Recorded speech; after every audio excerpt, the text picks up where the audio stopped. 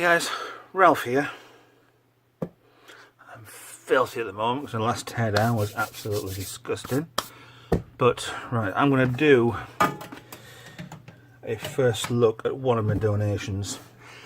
I've been putting off doing this for a while, and I'll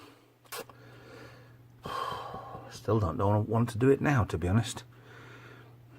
Like small things, compact things, you know, things that you can actually play with and you can put in your pocket, like a phone, like a tablet, like a games console. Don't think this is what we call portable. Right. Biggest problem is the size of it, and here's my desk area. But yeah, it's Compaq workstation AP400. It's amazing.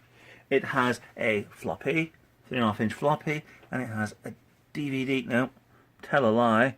It's a compact disc, rewritable. But the whole thing weighs an absolute ton. I can't really. Yeah. God, did they actually make computers like this? Or are they just a joke? But right. Let's give this a go, shall we? I'm gonna have a go at stripping this down with the camera where it is. So, right, the back. We have 3 thumb screws. Oh, they don't come off. 3 ones. Oh, there we go. That pops up. I don't know if this works. Somehow I'm hoping it doesn't, but oh my god. You know what? That's not even the heaviest part. Well, it was nice of Compaq back in the day to give instructions what is where and how. Primary processor, SW1 processor switch, C table. Okay, microphone jack, serial, parallel video. Okay. Onboard graphics card. Maybe that's got an extra. No. What the side graphics card is. So, expandable slots. Lordy, oh lordy, where do I begin? The motherboard. It's there down here. So it's a full-size board. Let's get a memory slot out.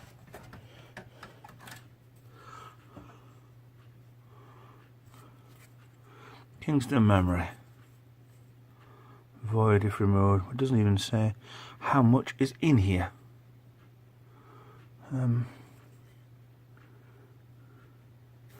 Okay. I've either not noticed it or it's to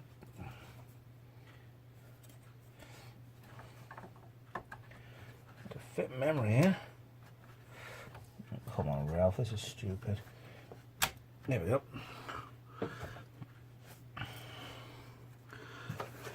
It's not in bad condition for what it is. There seems to be a trend to these old computers where they'd have the slots on an expansion port, where they go that way instead of having them on the board, the motherboard. But then again, on here I've got a massive heat sink. Try to see if you can see what I can see. A massive heat sink underneath a piece of plastic here. Primary power. They've actually got. Yeah, that's quite good. Primary power module cable shield. You know what? Ooh. It's another one of these, like the the IBM where that bit slots off. Yeah, let's keep that on there. I'm going to try something. Power. Power's in, power's on. Good, no bang. Let's see if it will power up. It does. Right now, power off. TV on.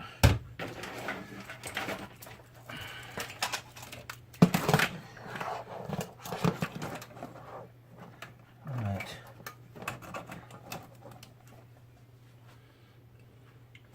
Card is in. Memory card is on. I know there's no keyboard. I've got the monitor on the other side. I'd be happy if this worked.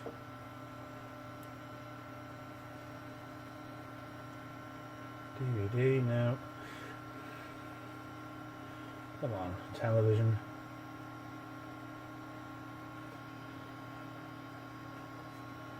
I have a Compaq.com logo. You know what? I actually have the original. Hello. I was about to marry it back up with its original keyboard then, but it doesn't want to. Doesn't want to be alive. So let's plug them in, because that. Oh, they're all right. Let's see. That's a Microsoft.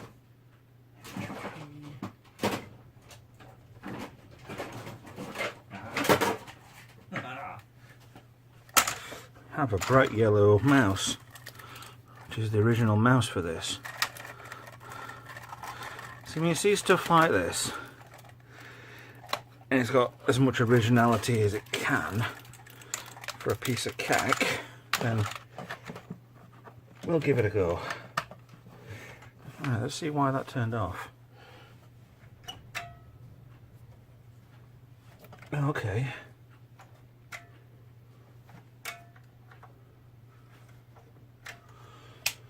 Power off.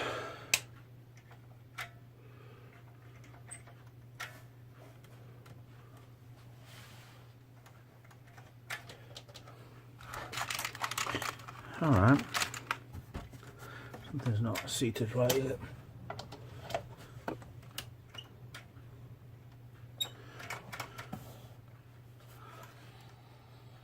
Nothing's burning. So that's one sign. But it's still tripped itself off. Maybe the fuse.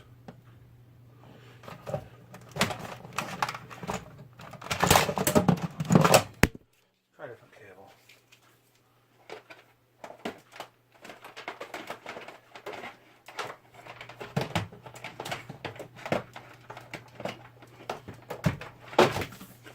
Right. Cable in that way.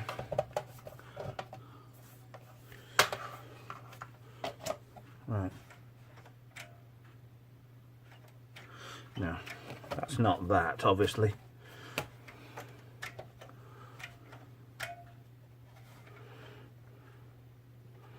Okay. Initial teardown of the Compaq. It's not as good as I thought. Give me a second. I'm back in a minute. See, what gets me a little bit excited with this, apart from the weight of being just horrendous, is that this has actually got a Pentium 3 inside it. And anybody who's old, shall we say, one of my first computers I think had a Pentium, but this is the third generation of the Pentium. According to the specs, it's got a 550 megahertz CPU. That's for memory. It was installed with 128 megabytes. Now, you try and put that into context of this was a working computer. This was in an office, doing its duty, doing its business, and making a fortune for some bigwig somewhere with 128 meg. With the phone I'm actually recording this off has, I think, 30 gig for the standard, and I put a 64 gig card in it. There's 128 megabytes. So each one of these is 32 meg. Oh, that one is actually different.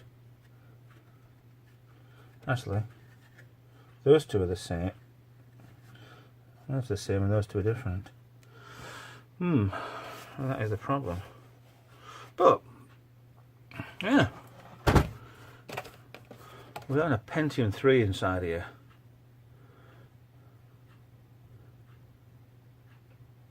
I don't know what sort of factory settings on a hard drive.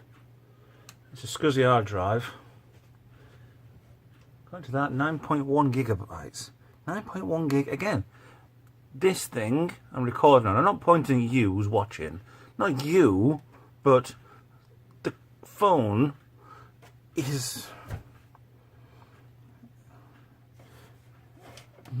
massively more powerful than this. Okay, got another hard drive in here.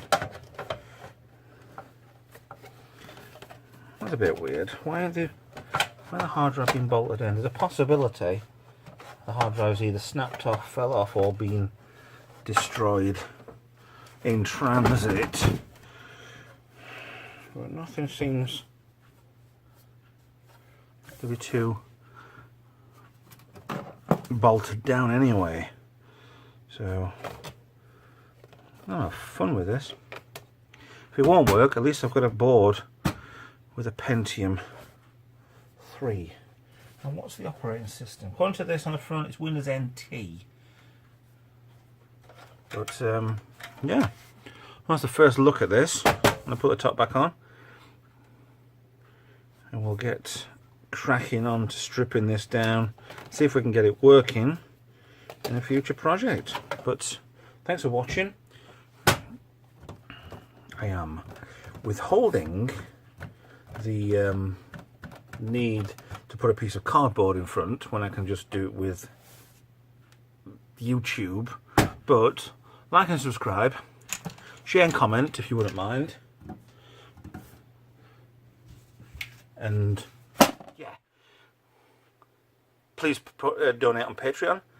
Please show your appreciation by more subscribing. Click the bell icon in the top whatever corner to get some notifications of me posting new videos. I'm posting every couple of days something new anyway, but that might peter off eventually, but I have got a lot of content to do to get on with. But thanks for watching, and I'll see you guys in the next video. Thank you.